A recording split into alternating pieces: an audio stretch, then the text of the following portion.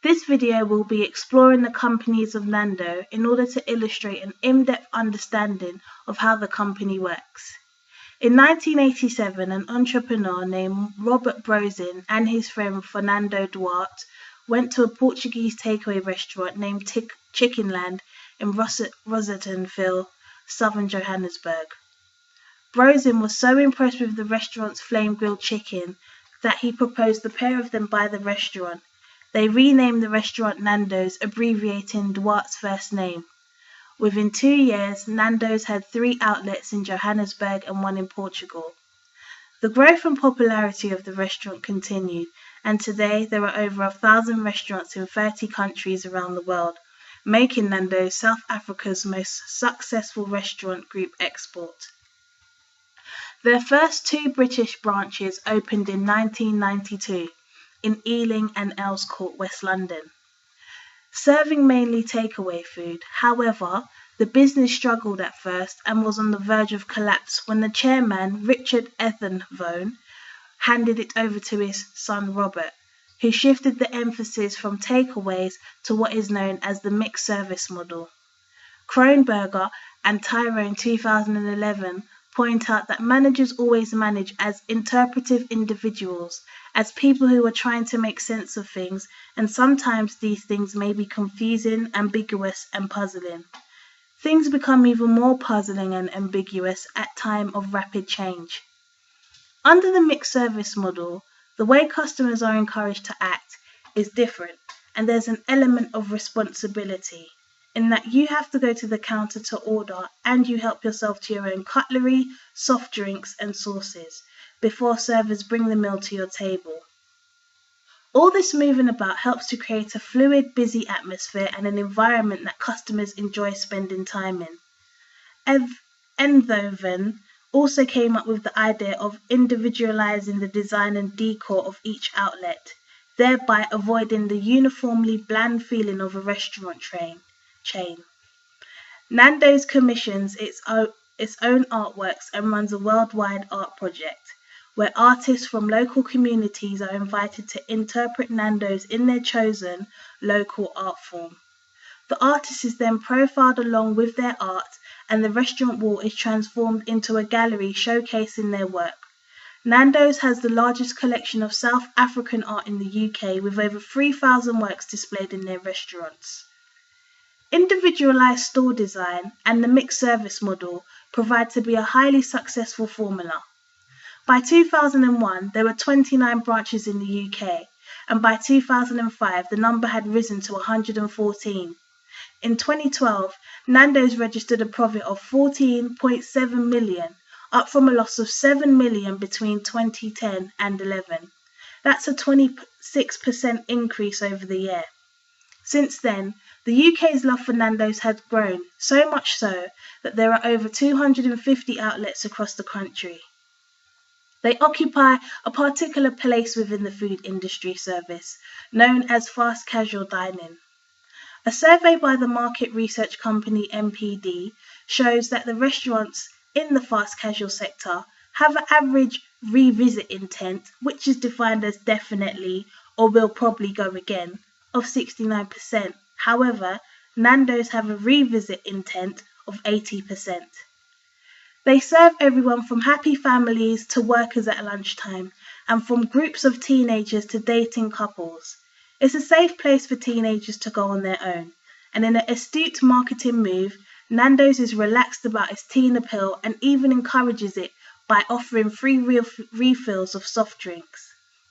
Hartley and Palmer highlight that business organization exists to turn inputs from their environment, example of materials, labor, and capital, into goods and services that customers in the environment want to purchase. This transformation process adds value to the inputs so that the buyers are prepared to pay more for the business organization. Nando's professed unique selling point is that it is all about a family feel. It prides itself on its spicy chicken, and it does seem that the Nando's peri peri sauce remains its basic selling point. But the friendly atmosphere, both for workers and clientele, that keeps its fans loyal. Customers know what they're getting, which is quick, friendly service, clean surfaces, big tables you can spread out over, unique art on the wall, and a different architectural style in each restaurant. But there is more to the brand. In a shrewd move, they have added something unique to their marketing campaigns: a dash of comedy, entertainment, and the ability to make people laugh. Nando's are well known for their adverts and have made use of the witty, astute, and occasionally controversial marketing campaigns to promote themselves.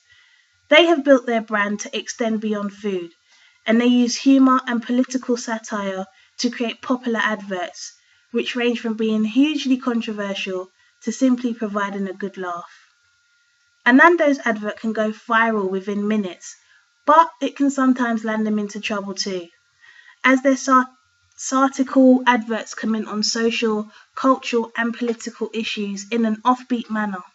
Their irrelevant and viral marketing campaigns include The Last Dictator Standing, Julius Malema calling for change in the 2012 diversity ad, and took a controversial approach to xenophobia in South Africa, which was quickly banned from television broadcasters. Abiding by their mission statement that we live according to a set of values which are core to everything we do. They are pride, passion, courage, integrity, and family. Our aims are genuine, but we don't take ourselves too seriously. And our fun approach to life means when you visit Nando's, you can fully relax with airs and graces, without airs and graces. It's definitely a winning formula for this popular brand. I had a training session with what Nando's call a buddy trainer, who explained to me the ethics and values of Nando's by giving me my own handbook and welcome book. I am able to gain a better understanding and evaluate my performance within the company.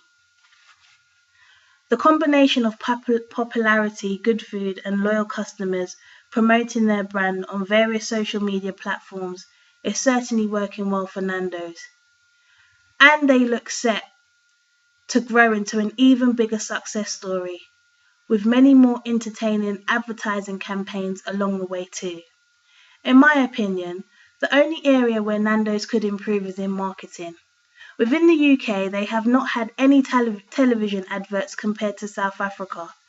If the company decides to make this move in the future, they should consider the external social factors. Due to the fact that their advertisements are viewed at times to be controversial, they need to be careful that they are not offensive in any sort of way, as this could affect the company's reputation in a negative way. Abrams points out that companies that are nimble and able to quickly evaluate and respond to changing conditions are most likely to be successful.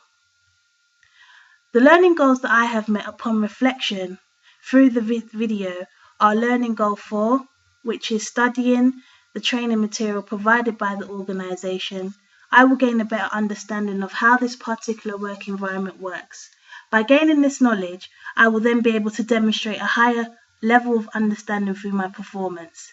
And 3, in order to evaluate my contribution to the organisation, I plan to interview at least 2 to 3 employees of the organisation so that they can feed back to me on my performance.